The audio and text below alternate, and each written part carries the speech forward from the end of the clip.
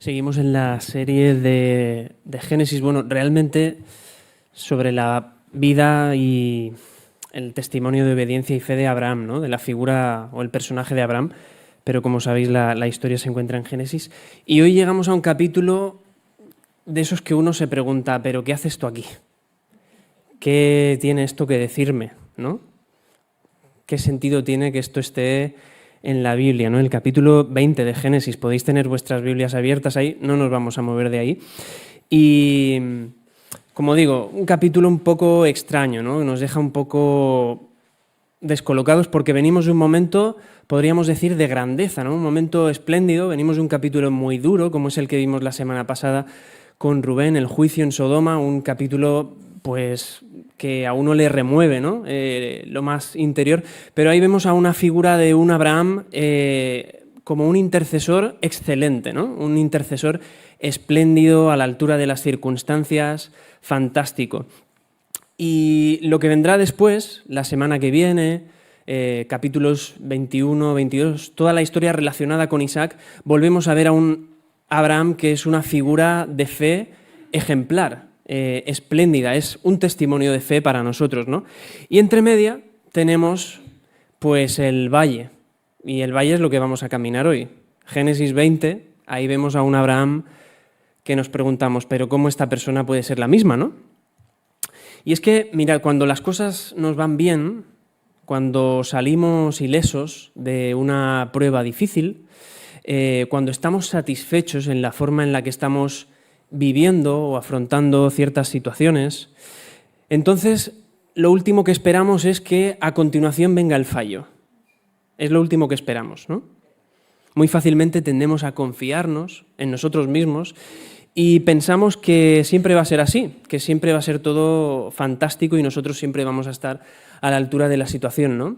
Vemos nuestro caminar con Dios, y esta expresión la voy a utilizar varias veces en esta mañana, vemos nuestro caminar con Dios como una línea recta, sin ningún tipo de interferencias y ascendente. Y en cierto sentido lo es, ¿eh? Nuestro destino está claro.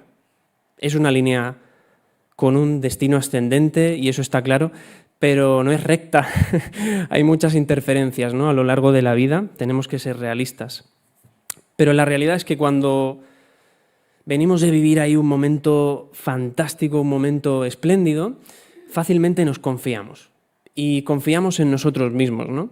Podríamos decir al revés este dicho popular, ¿no? Que el ser humano es la única, a ver si lo digo bien, el ser humano es la única criatura que no tropieza dos veces en la misma piedra. Al revés, lo estoy diciendo al revés de como se dice habitualmente, ¿no? Pensamos eso, ¿no? Buah, pues fantástico. ¿Cuál es el problema con esto? Pues muy sencillo. El problema es que básicamente es mentira. El problema es que básicamente esto no es así. Que constantemente, a menudo, volvemos a fallar, volvemos a equivocarnos e incluso volvemos a equivocarnos con aquello que ya pensábamos que estaba superado desde hacía tiempo, ¿no? Y si no fallamos nosotros, lo vemos en nuestros compañeros de ministerio, lo vemos en los que están al lado, los que han estado a nuestro lado, y entonces nos invade una gran decepción. Sea como sea, nos invade ese sentimiento de decepción. Y quiero dejar algo muy claro. Tiene que ser así. El fallo tiene que ser una decepción. Nuestro pecado tiene que incomodarnos hasta el punto de llevarnos a un estado de profunda decepción, de profundo descontentamiento. Porque es algo muy grave para el Dios Santo, lo veíamos en el capítulo de la semana pasada, ¿no? Algo tan grave como para tener que arrasar a una ciudad, ¿no? Entera. Y decirlo me pone la piel de gallina, ¿no? El pecado es algo muy grave para el Dios Santo y también porque es algo que no encaja en la vida que hemos recibido en Jesús, la vida nueva que hemos recibido en Jesús. Para que os hagáis una idea popular, es como si perdemos, empiezo por abajo, 10, 20, 30 kilos. Y de vez en cuando queremos seguir utilizando la misma ropa que utilizábamos antes. Es incómodo, ¿no? No lleva a ningún sitio, nos vamos a tropezar, es un despropósito. Así que nuestro pecado debe producir ese descontentamiento, esa profunda decepción en nosotros. Pero tenemos una guía, tenemos la palabra de Dios. La Biblia es realista, ante todo la Biblia es realista.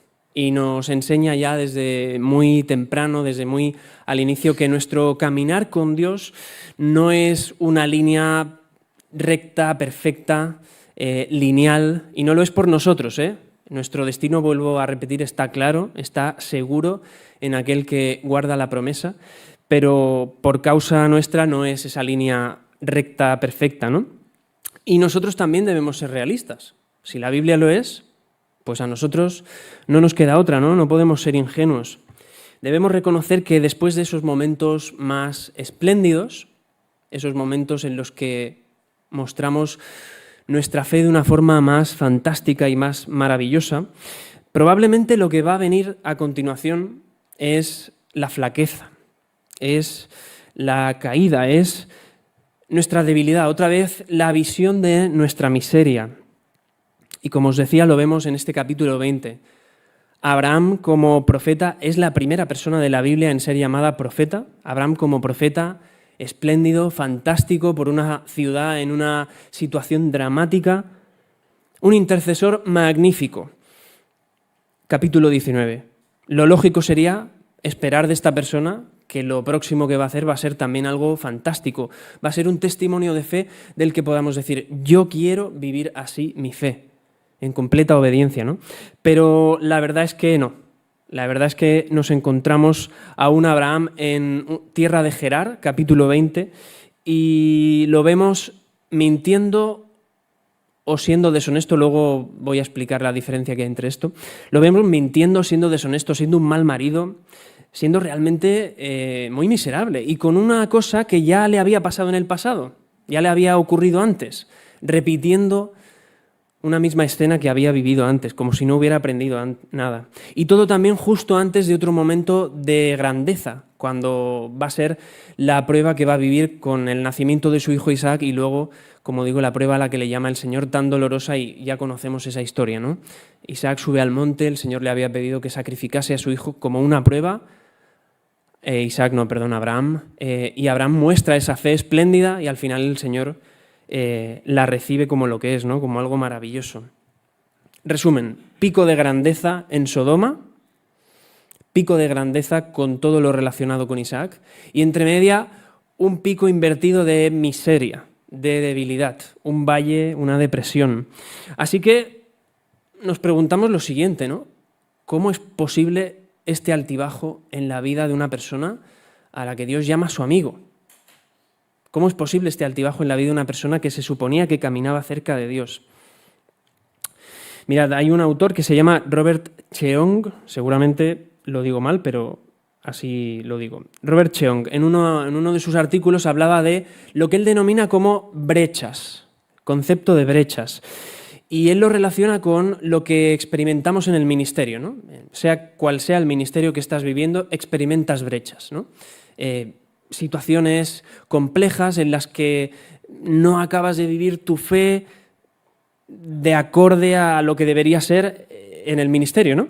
Pero yo sugiero que este concepto lo podemos aplicar al resto de la vida cristiana, al conjunto de nuestro caminar con Dios. Una vida marcada por la brecha. Robert Cheung lo define así lo que son las brechas. Dice, son esas diferencias entre cómo Dios nos ha creado para vivir y la forma en la que verdaderamente vivimos. Las brechas son esas diferencias entre cómo Dios nos ha creado para vivir y la forma en la que verdaderamente vivimos. Así que me pregunto, y os comparto la pregunta, ¿puede utilizar Dios a personas que están permanentemente en esta tensión? ¿Puede utilizar Dios a personas que viven constantemente en la brecha? ¿Y puede utilizar Dios a una iglesia que vive en brecha? ¿A una iglesia cuyo caminar con Dios está marcado por las brechas? Pues aquí no hay que esperar hasta el final para conocer la respuesta como en las mejores películas o historias. La respuesta es que sí. Y esta va a ser la reflexión en esta mañana, en base al capítulo 20. La respuesta es que sí, que Dios utiliza a siervos, a siervas, a personas que caminan constantemente en la brecha y que Dios se glorifica y obra a través de una iglesia que camina constantemente en la brecha. Y esta también es la idea principal que me gustaría que os llevarais a vuestra casa en esta mañana para seguir dándole vueltas. Dios, el Dios Santo, lleva a cabo su obra de salvación y de juicio con poder, incluso a pesar de la debilidad de sus siervos. Dios da a conocer su salvación, su juicio, con poder, con un poder magnífico, incluso a pesar de la debilidad de sus siervos. Y no solamente lo hace a pesar de la debilidad de su iglesia, de sus siervos, sino que lo hace también en un contexto que podríamos caracterizar como de caótico, un contexto que fácilmente diríamos dominado por el pecado, un contexto de pecado, y este es el primer punto en esta mañana, un contexto evidente de pecado. Y vamos a leer los 7 primeros versículos de este capítulo 20.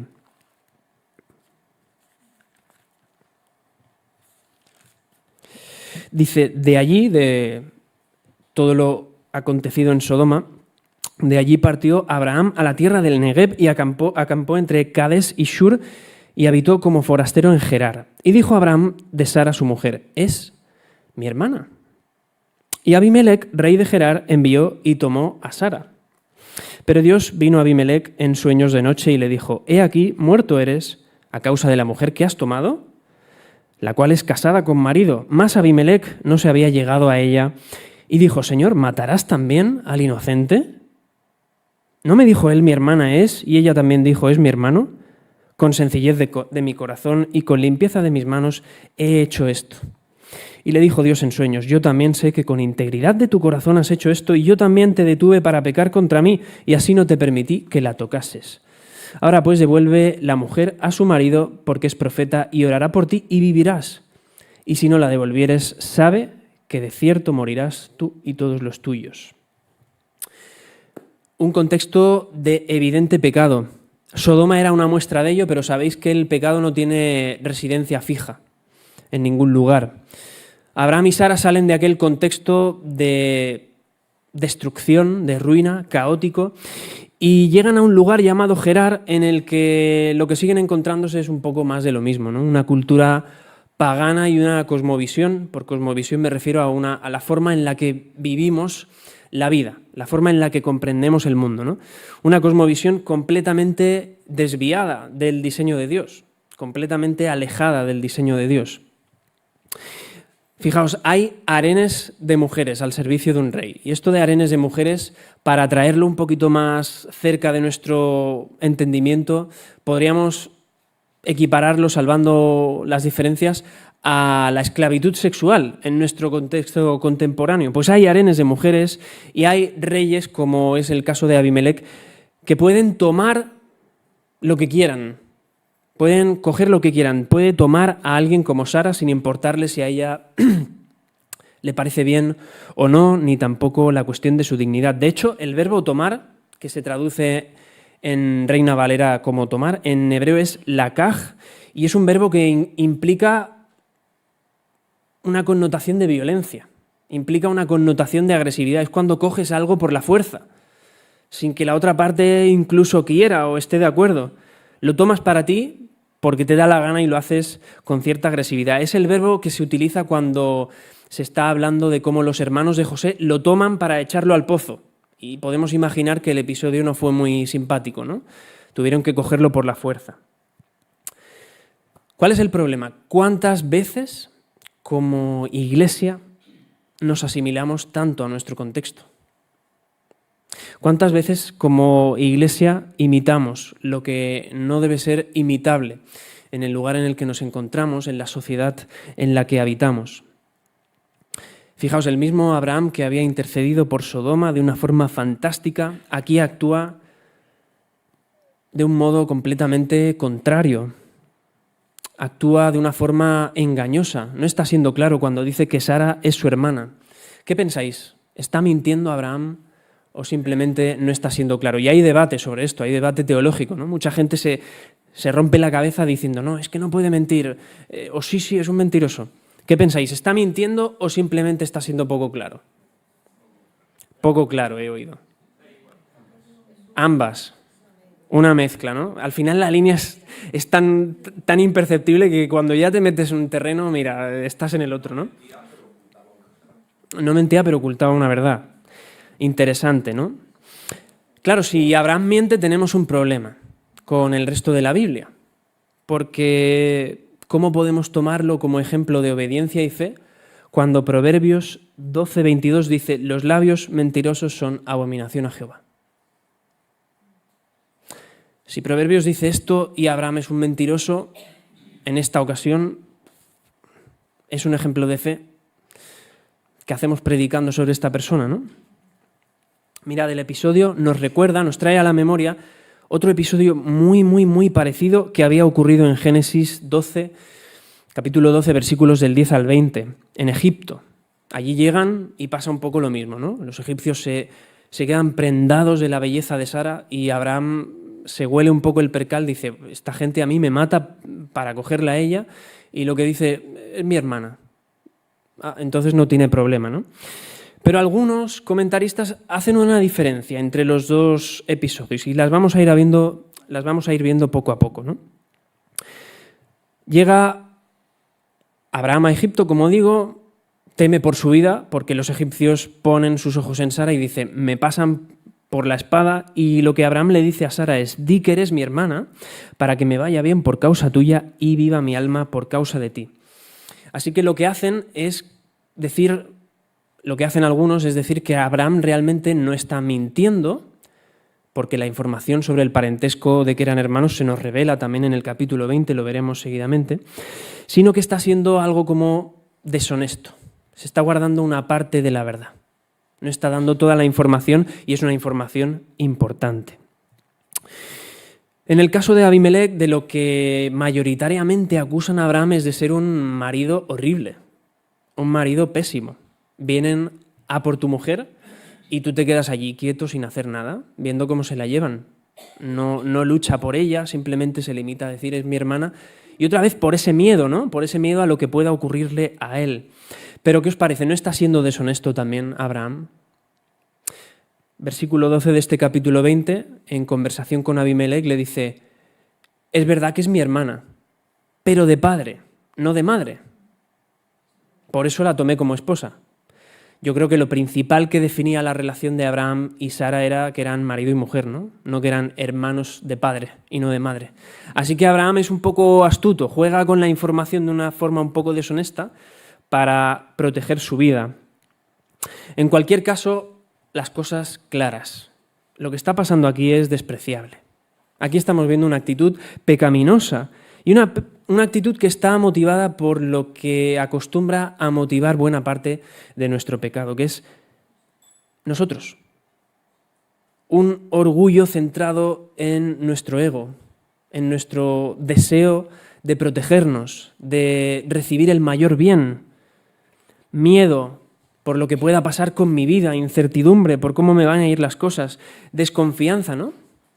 Abraham está mostrando desconfianza por lo que pueda ocurrirle en una tierra extraña, y eso que ya llevaba una buena parte del viaje recorrido desde que el Señor le llamó de su tierra y había visto cómo había obrado el Dios vivo, había visto cómo le había protegido en cada lugar, ¿no? Y ahora llega aquí y le vuelve a entrar el miedo.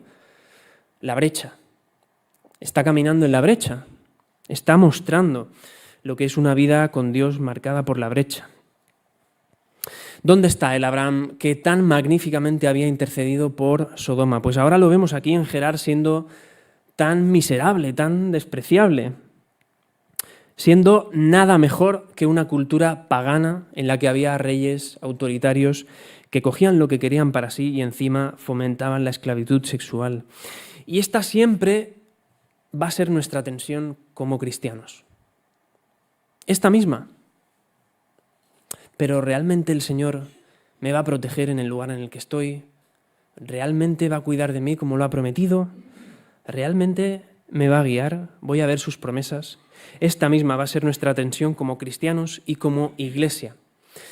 Fundirnos con la cultura que nos rodea, fusionarnos con el contexto en el que nos encontramos, no distinguirnos en nuestras actitudes de esa oscuridad a la que estamos llamados a iluminar con la luz del Evangelio y con el testimonio de una vida impactada por ese poder, por el poder del Evangelio.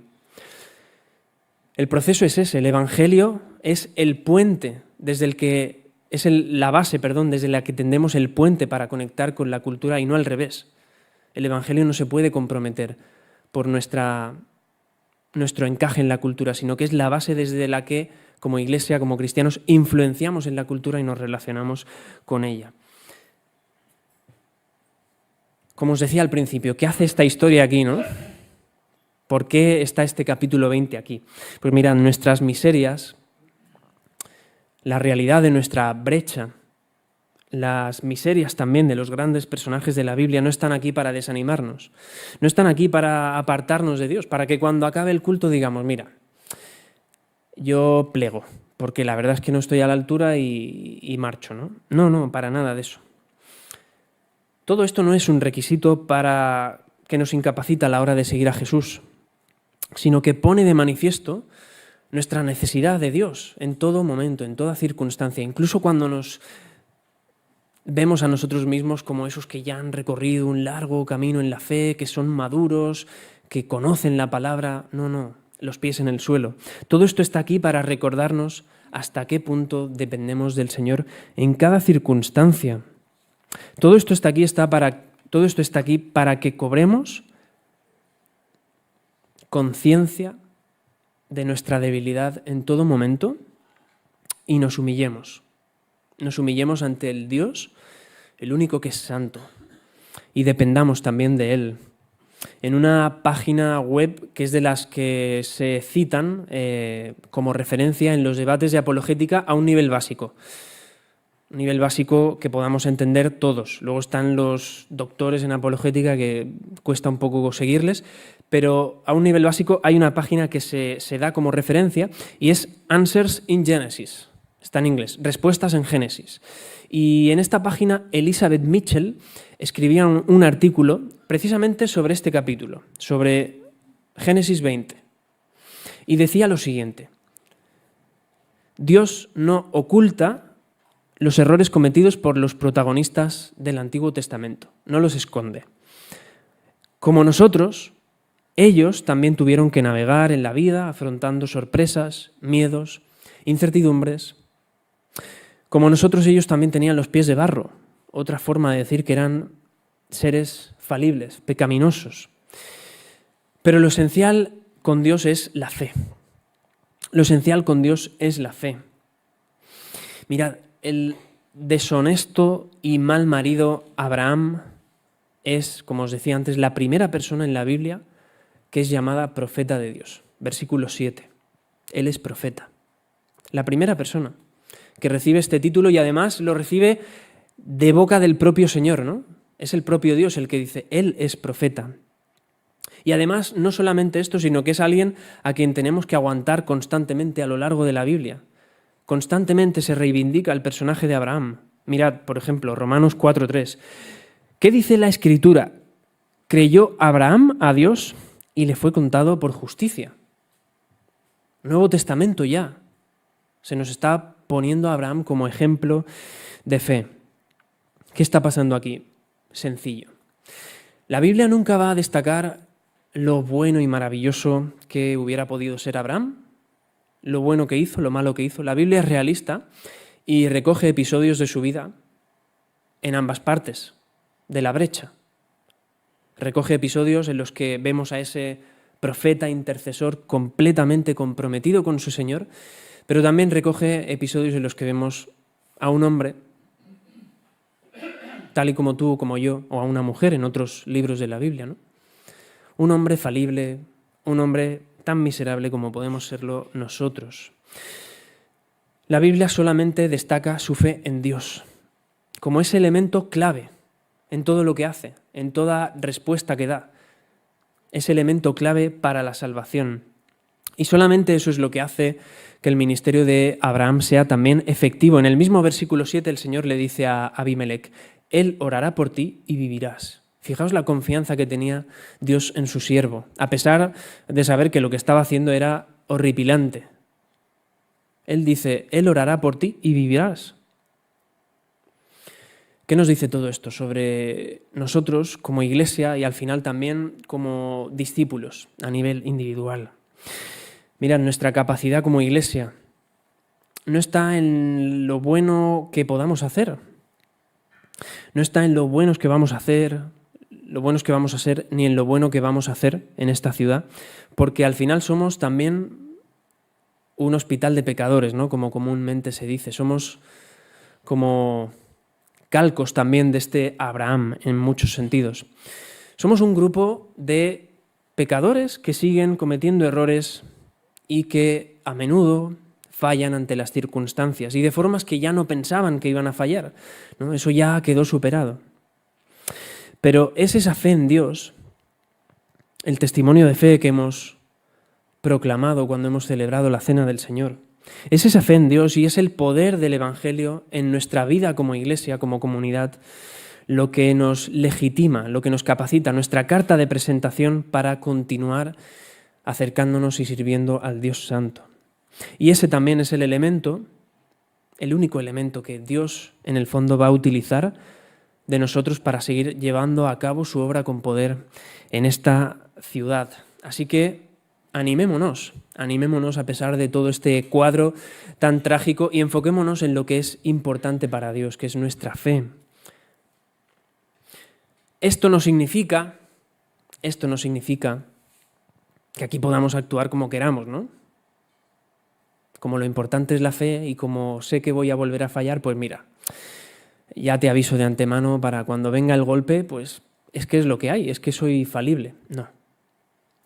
No. Todo esto nos llama a vivir nuestra vida de una forma mejor, a tener una cosmovisión, recordáis este concepto que lo he comentado antes, una forma de vivir el mundo mejor, la mejor de todas. Y este es el segundo punto en el mensaje de esta mañana y lo vamos a leer en los versículos del 8 al 13. Dice el texto: entonces Abimelec se levantó de mañana y llamó a todos sus siervos y dijo todas estas palabras, todo lo que el Señor le había dicho en sueños, a oídos de ellos. Y temieron los hombres en gran manera. Después llamó a Abimelec a Abraham y le dijo: ¿qué nos has hecho? ¿En qué pequé yo contra ti, que has atraído sobre mí y sobre mi reino tan grande pecado? Lo que no debiste hacer has hecho conmigo. Dijo también Abimelec a Abraham: ¿qué pensabas para que hicieses esto? Y Abraham respondió: porque dije para mí, ciertamente no hay temor de Dios en este lugar y me matarán por causa de mi mujer. Y la verdad también es mi hermana, hija de mi padre, mas no hija de mi madre, y la tomé por mujer. Y cuando Dios me hizo salir errante de la casa de mi padre, yo le dije a Sara: esta es la merced que tú harás conmigo, que en todos los lugares a donde lleguemos digas de mí, mi hermano es. Os hago una pregunta. Si alguno se anima a responder, adelante. ¿Quién pensáis que actúa mejor en esta historia? ¿Abimelec o Abraham? No hay respuesta a Abimelec. ¿Alguien dice Abraham? Después de lo que he dicho, menos, ¿no? ¿Alguien dice algo más? ¿Una tercera vía? Siendo completamente objetivos, y casi nunca somos completamente objetivos, pero siendo completamente objetivos, ninguno de los dos, ¿no? No estamos en una escena de la que se pueda decir se ha actuado bien. Luego matizaré esto, ¿no? El primero es un marido que no protege a su mujer cuando vienen para capturarla y además es deshonesto. Es la segunda vez que le vemos que no da toda la información que tiene, ni la información más importante de su parentesco con su mujer. Así que no es alguien que invite a la confianza. Pero es que el segundo es un rey politeísta pagano que se permite el lujo de coger para sí lo que quiere cuando le da la gana, sin importar lo que pueda pensar la otra parte, y que además, lo que os decía, tiene algo como un harén, que traído a nuestro tiempo sería lo más parecido a la esclavitud sexual contemporánea, ¿no? Vaya par de personajes, ¿no? No obstante, voy a romper una lanza a favor de los que habéis dicho Abimelec, ¿vale?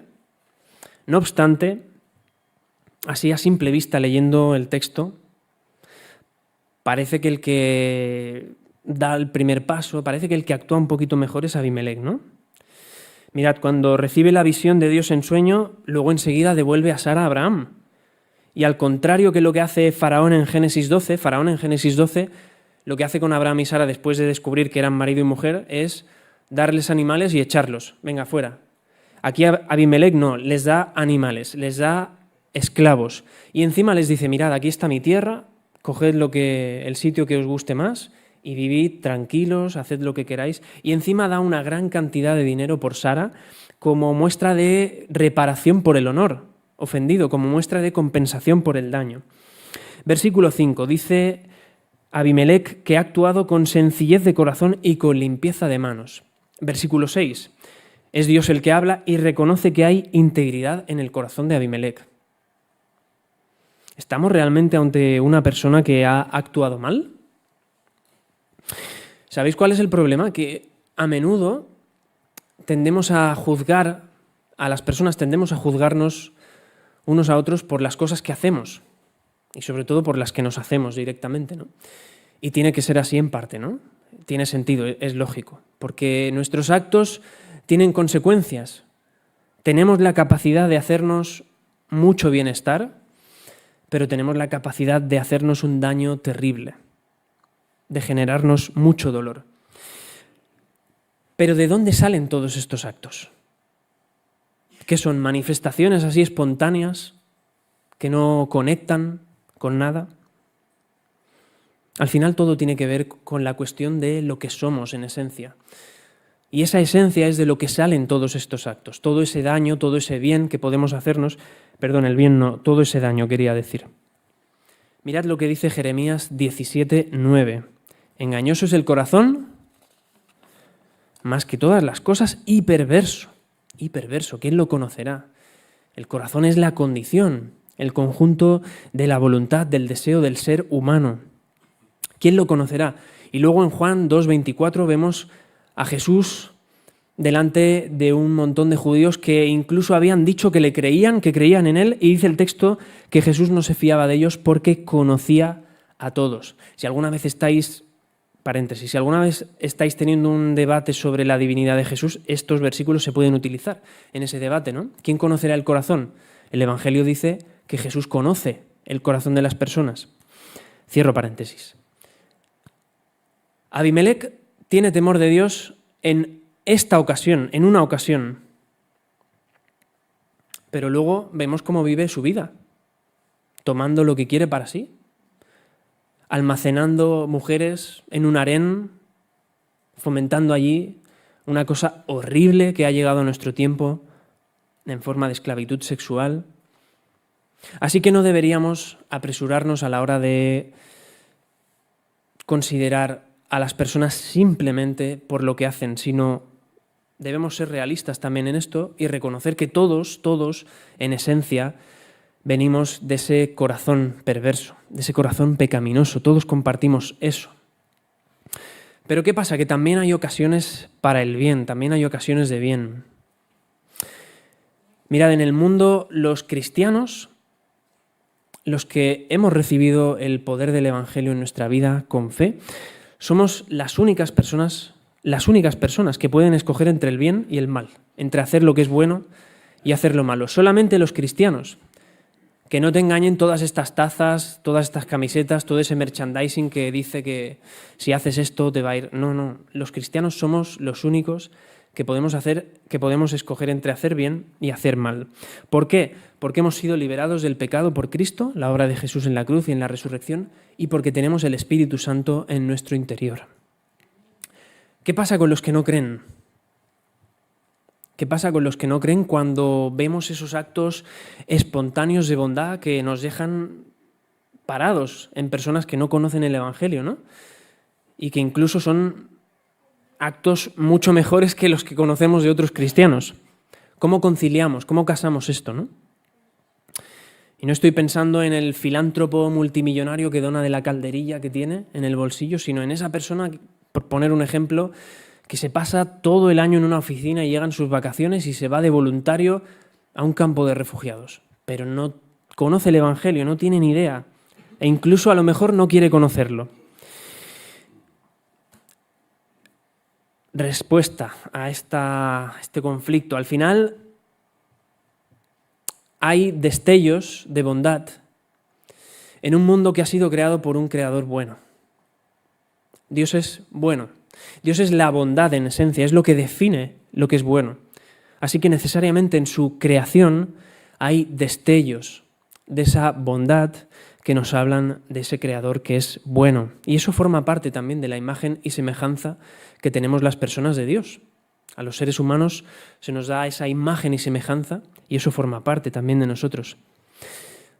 Os lo pongo de una forma un poquito más agresiva, ¿vale?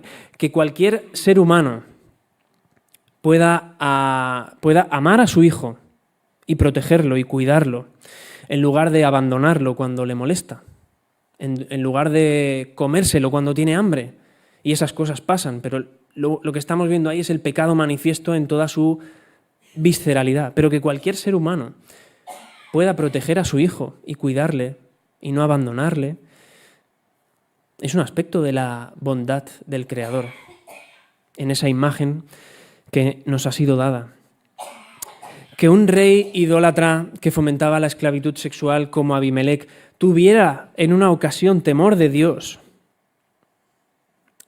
y tomase la iniciativa para resolver aquella situación tan lamentable con Abraham y con Sara, pues es un destello de esa bondad del Creador que se encuentra en nuestra imagen y semejanza. Romanos 8 dice, cuando los gentiles, las personas, en el texto se refiere a los no judíos, pero en nuestro contexto podemos decir los que no conocen el Evangelio, aquellos que no tienen ley, hacen por naturaleza lo que es de la ley, son ley para sí mismos, mostrando la obra de la ley escrita en sus corazones, dando testimonio su conciencia y acusándoles o defendiéndoles sus razonamientos. Dios conoce el corazón.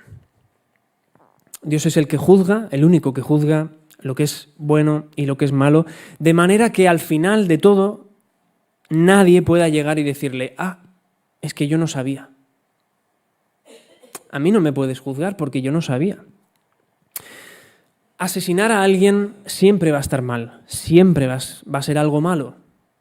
Y Dios se ha encargado de dejar la forma de que lo reconozcamos así, incluso en aquellas personas que no han tenido acceso al Evangelio por medio de la conciencia. Coger por la fuerza a la mujer de otro hombre o el hombre de otra mujer, sin importar nada, siempre va a estar mal, siempre va a ser pecado, siempre va a estar mal, independientemente de la cultura. Y Dios se ha encargado de la forma de que podamos reconocer todo esto por medio de la conciencia también. Quienes no viven su vida con Dios tienen la conciencia, no tienen excusa. Pero ¿qué pasa con nosotros? ¿Qué pasa con la Iglesia? Nosotros tenemos la revelación completa, tenemos la palabra de Dios en su totalidad. Y esto, a diferencia de lo que le pasa aquí a Abraham, esto tiene que llevarnos, como decía antes, a vivir una vida mejor, a vivir la vida mejor.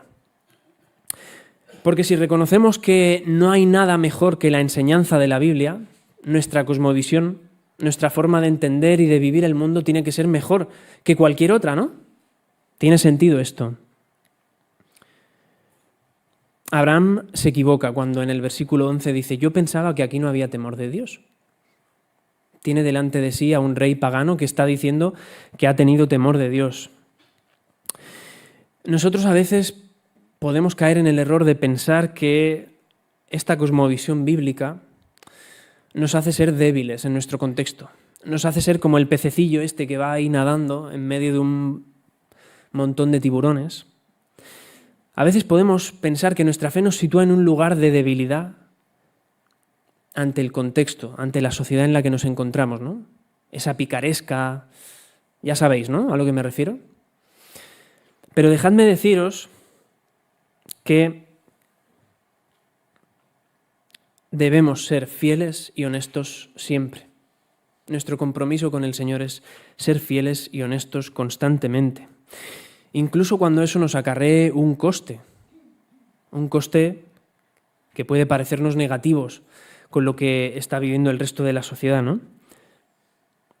Pero debemos saber que el coste que pueda acarrearnos vivir en fidelidad y en honestidad con Dios nunca va a ser mayor que el consuelo y que la protección que podamos encontrar de Él. Abraham en el versículo 13 dice que el Señor le saca de su tierra y le hace ser errante, pero Abraham episodio tras episodio va caminando por tierras extrañas y lo único que hace es acumular animales, acumular siervos, acumular bendición. Debemos ser fieles y honestos en nuestro contexto, independientemente de cómo se viva. Nuestra cosmovisión y nuestra ética es mejor. Y al final, solamente desde esta idea, desde esta comprensión, solamente desde esta fe bíblica, es que vamos a poder dar respuesta a ese llamado que como Iglesia recibimos a interceder en el lugar en el que estamos. Y este es el tercer punto en esta mañana. Solamente así vamos a poder dar una intercesión justa.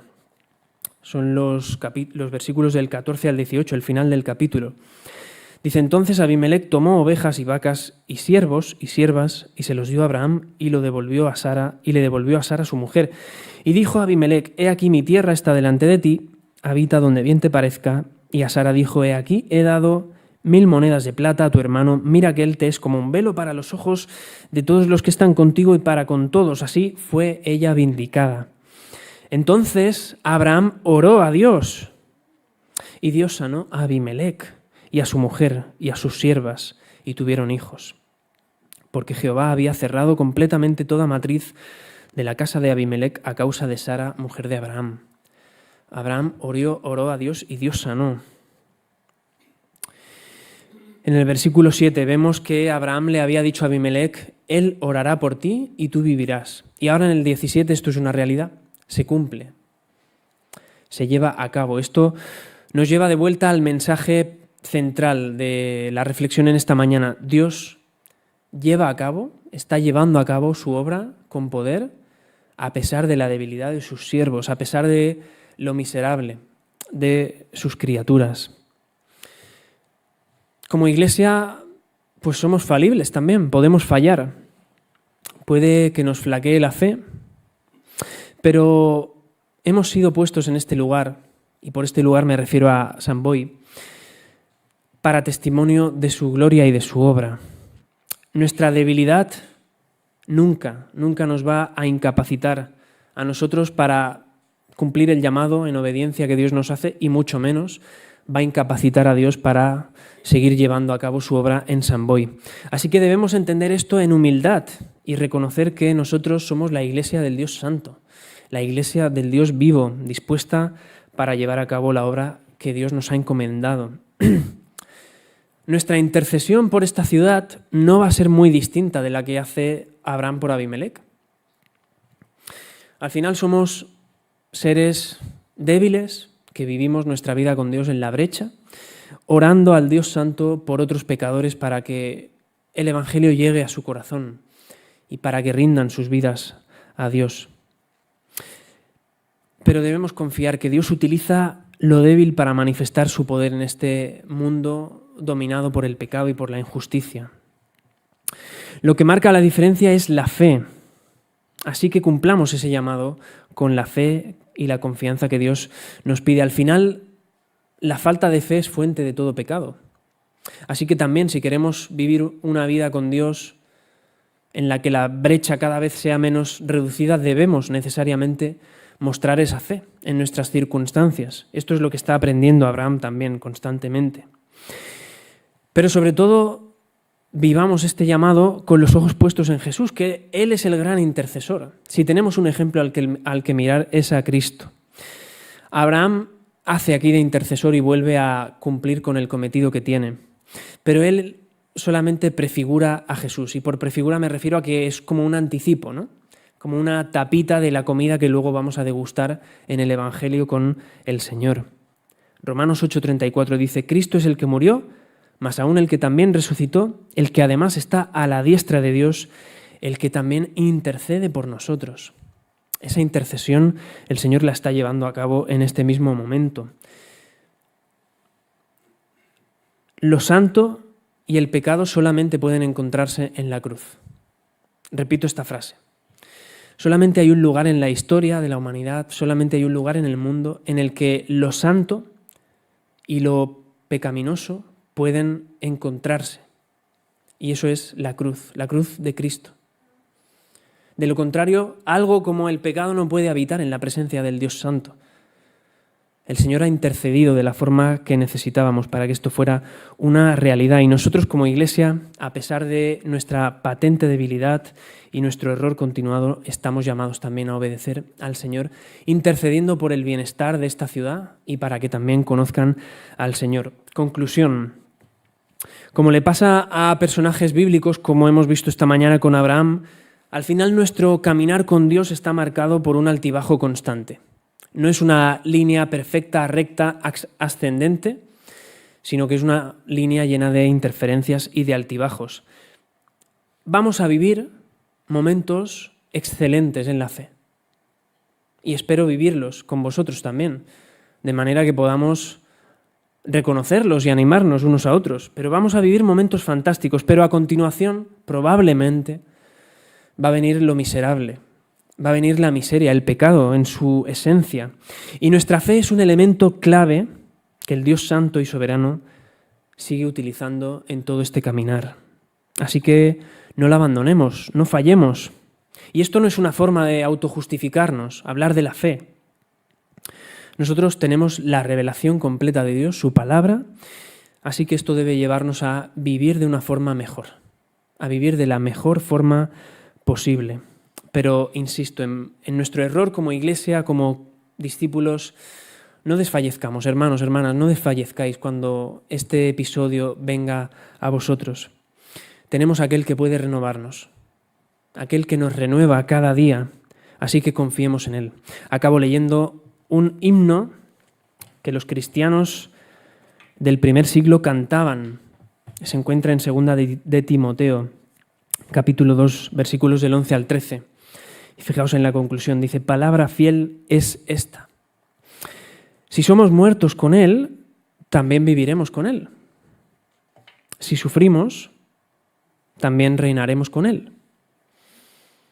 Cuidado, si le negaremos, Él también nos negará la fe. Si fuéramos infieles, Él permanece fiel. Él no puede negarse a sí mismo. Que el Señor nos ayude en este caminar.